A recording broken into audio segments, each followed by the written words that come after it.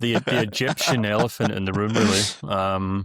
But no, you're absolutely spot on in that regard. I mean, that's fundamentally the issue here. The reason that Florian Wirtz worked so well at Leverkusen was because he was the guy who demanded the ball. He was basically on the left hand side doing for Leverkusen what Mo Salah's been doing on the right hand side for Liverpool for a number of years. They're not obviously identical types of players. Like, Wirtz isn't a guy who has just like blistering speeds or anything like that. It doesn't play the same way as Mo Salah, but the team was built around him at Leverkusen very much the same way that the team at Liverpool's built around Salah. I mean, how many times did we talk about Leverkusen just not playing a striker last season? They never played strikers because they didn't have to. They had Wirtz on one wing and then to an extent Frimpong on the other. And even when they did have strikers on the pitch, they were there to accommodate Florian Wirtz. The ball went out left to him. He either went by players and did something, or he played a 1-2, got inside, did something, or he would set up a play from out there. And that's kind of, why I think that's fundamentally the issue here, Manu. It feels like Liverpool didn't really watch what he did at Leverkusen last season, or they've decided that he's good enough to do a completely different role for the club this season, because if they wanted to sign the Florian Wirtz who did well for Liverpool, they would have sold Luis Diaz, which they did. They would have sold Cody Gakpo, and they would have said that left wing is Florian Wirtz's position. End of story. And I did have a lot of fans saying, "Oh, well, he'll play number 10," but he hasn't played number 10. And to an extent, Liverpool like to play obviously quite industrious players there. Alexis McAllister is a good example, but Dominic Szoboszlai, who was a very technically gifted finesse number 10 in the Bundesliga, but he's basically had to turn into this kind of hatchet man or box to box kind of player who at times has had to kind of fill in at right back for Liverpool. So Liverpool don't really play a kind of classic number 10 in the kind of very classic sense. So it is odd. And I mean, the stats that I pulled together on Wirtz, I think it was like 6 or 7 games after the start of the season, I thought were quite interesting, and it does kind of underline what we're talking about there in terms of how his role's very different at Liverpool as to what it was at Leverkusen. I'll give you some numbers and just underline that. So his playmaking stats aren't that bad, while his passes into the penalty area have dropped from 2.49 to 1.25 per 90. His passes into the final third have risen, and his key passes per 90 have actually risen as well. But it feels like he's kind of playing further down the pitch, really. I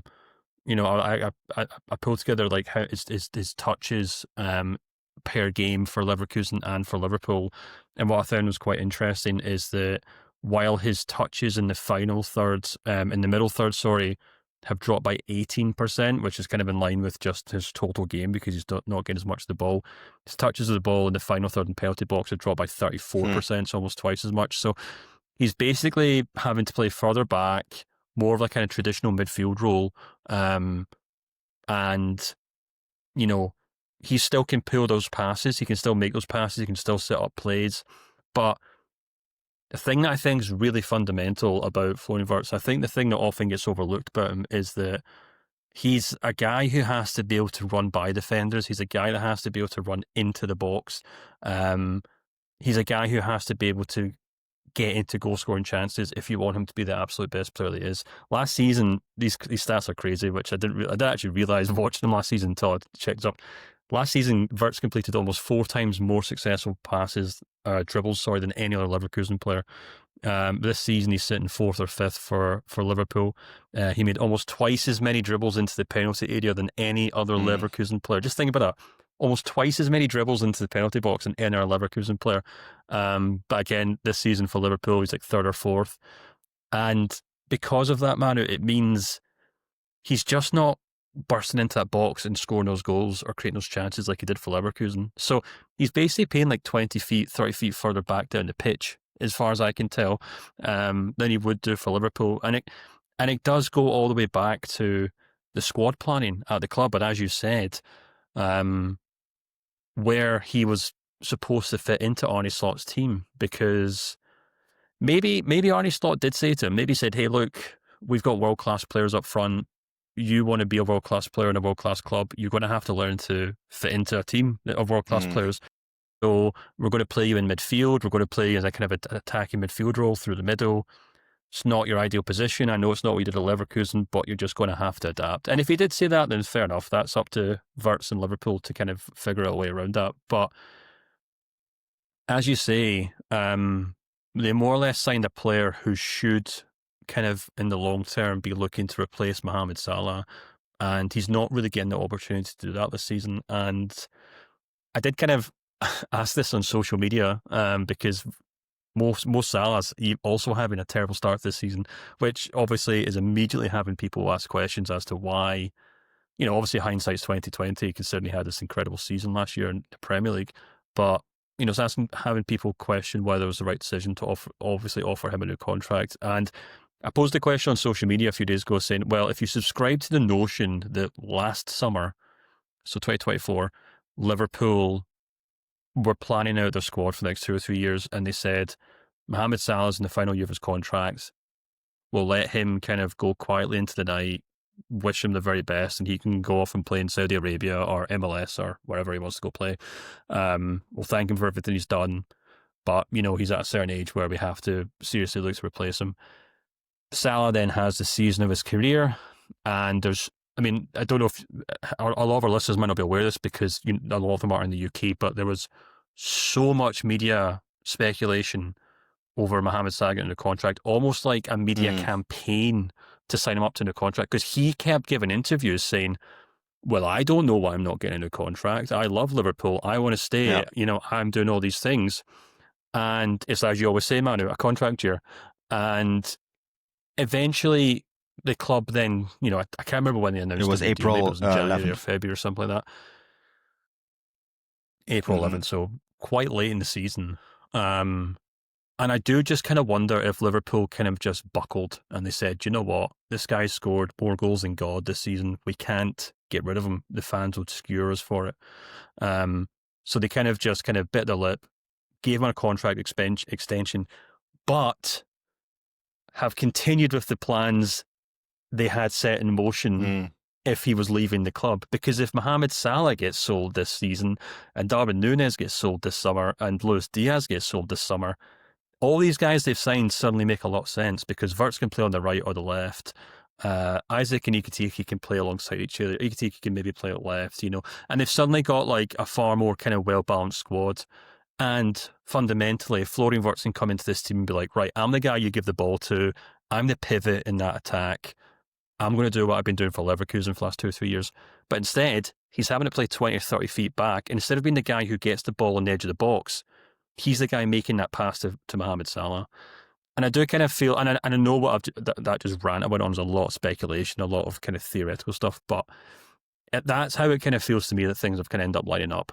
And as you said, it still comes down to the fact that Wirtz sat down with Arne Slot. He knew Mohamed Salah was staying there this season. And I guess we may never know what Arne Slot said to him until either Slot or Florian Wirtz retire. But it'd be really interesting to know what the plan was. And maybe it was a case of being like, you're just going to have to lump it for a year. And then when Mohamed Salah moves on, you can signed step until into that role. 2027. Mo Salah's productivity has dropped a lot. 10 games, 3 goals, 3 assists across all competitions. Just 2 goals and 2 assists in the Premier League, 1 goal and 1 assist in the Champions League, where Liverpool have not played well. And it is so very interesting. And I noticed this last week that the narrative started moving from, Wirtz is struggling at the new club to, well, actually, the real issue is that Mo Salah isn't producing, right? And then Opta released the stat saying that the Wirtz leads the Premier League in chance creation, right? And I think it's interesting how people are starting to catch on now, right? And the thing is, this happens with attacking players of their play positions like Salah do. Quite often in the late 30s. He's 33 now, right? Checking his birthday, I think. When is he turning 34? He's turning 34. The page disappeared on me. He's turning 34 soon. Let's just say it that way. My point is, in the He turns In June. 34 Okay. So in this is June. his season. He's going into his 34-year-old season. Mind you, he's still signed for another year after that, right? 26, 27. He'll be 35 at the end of that year.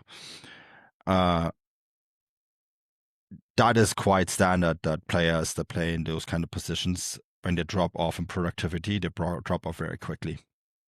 And the Fenway Sports Group, the company that owns Liverpool, one of the reasons why they released Luis Diaz, and we reported this on this podcast, right? And this was one of the criticisms of Bayern picking it up, is because they had underlying stats and numbers that indicated to them that this was the most productive that Diaz ever would be, and that's why they needed to cash in, right?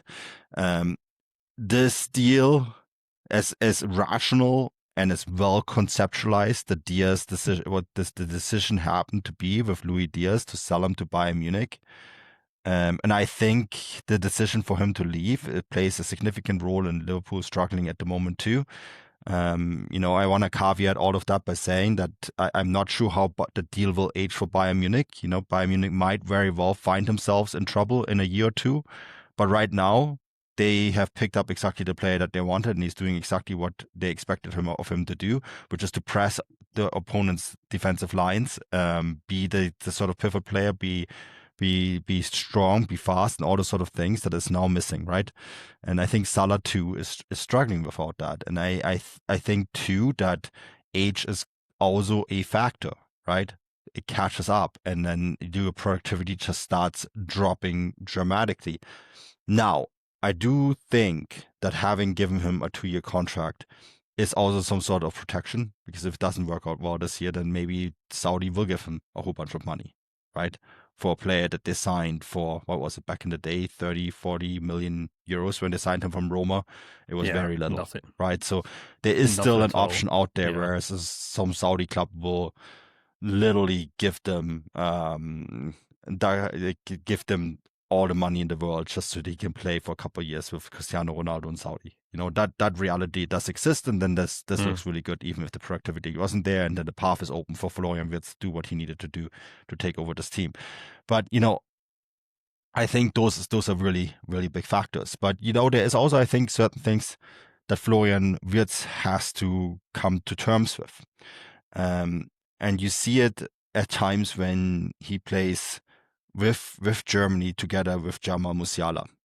When you watch those two, although they're the same age, I get the sense that Musiala physically has the ability to take on players one-on-one, and is, when he does get separated, it will lead to more likely a foul situation than when it comes to Florian Wirtz. The being separated from the ball in these high pressure moments, I think, is something that Wirtz still struggles with. We talked about this in one of the chats that we're both in, Stefan. I think when it comes to the Bundesliga and the Premier League, they're actually very similar in physicality. Where the differ is that the Bundesliga is much more focused on scoring goals. In the Premier League, you have way more teams focused on defending. And I mean defending in a very physical sense, right? There's much more closing up on the defenders. There's much more allowed when it comes to challenge a player. A great example of that is what happened in Stuttgart, the Demirovic goal, right? Where he physically wrestles his way into the box and it gets called back for a foul. That goal would have stood in the Premier League. These are the small little differences. I think the speed and the physicality is the same, but you're allowed to be more physical with your opponent. And I think that is something that Wirtz is definitely still struggling with. Yeah, definitely. It's something we've spoke a lot actually at work about, isn't it, with our colleagues in the English team? Because obviously they focus on the Premier League, predominantly my role as well, Transmark, to be honest with you. And watching him for Liverpool and just watching Premier League games and Bundesliga games every weekend, I can tell a difference. And we've talked about this before in the sense that the Bundesliga and the Premier League are both very, very fast. They're both, in fact, I'd probably say the Bundesliga is quicker, actually, to be honest with you, in the Premier League in many ways. But you get away with a lot more in the Premier League, i.e. defenders. Like, you can leave studs in, you can slide into someone, you can knock someone over. And in the Bundesliga, like, in other leagues in Europe, like in Spain and France and Italy and things like that. It's very much a British thing, to be honest with you. It just doesn't have that physicality, and it's always something that a lot of players have to adapt to. Of course, it is. It's something I think Kai Havertz has had to adapt to. He's obviously bulked up a lot since he's made the move to England. There are countless examples. Kevin De Bruyne as well is another one that maybe stands out. He was stick thing when he was in Wolfsburg. By the time he left Leverkusen, he was an absolute unit. So it's just a part of the English game, and I think that's something that Verz will have to get used to. That's not to say that smaller, more finesse players can excel in the Premier League. Of course they can. They just have to learn to roll with the punches, for lack of a better term. And I think that's just maybe something that he's not maybe used to. But in that aspect, I think there's going to be a really interesting comparison to be made there, because obviously Xavi Simons has made the move to Tottenham. Very similar style of player, very similar build, very similar, style of play. And it'll be interesting to see how they both can adapt to playing in English football. And, I think Wirtz will get there eventually. Of course I do. He was protected at Leverkusen to a large extent. And as you said, unlike Musiala, who kind of plays in the pockets around the box, Wirtz maybe has always tended to have a bit more space. So maybe he's one-on-one rather than in amongst a group of players. So maybe he's just maybe not used to that. But that's definitely something he's going to have to overcome. Hey, look, at the end of the day, no matter what the problem is, he's going to have to overcome it. And, that's fundamentally the bottom line. Mohamed Salah still at the club, tough. Premier League defenders are going to kick you and leave scrapes on you, tough. Arne Slot's going to play as a central midfielder or out of position, tough. That's just the way the cookie crumbles, and it's going to be really interesting to see how he does adapt to it, Manu, because he's a huge player for Germany. He's a huge talent just in general. Liverpool spent a huge amount of money on him, so they're going to want to make sure they get, a return on him and make sure he plays well for them. But it's going to be really intriguing to see how he does adapt.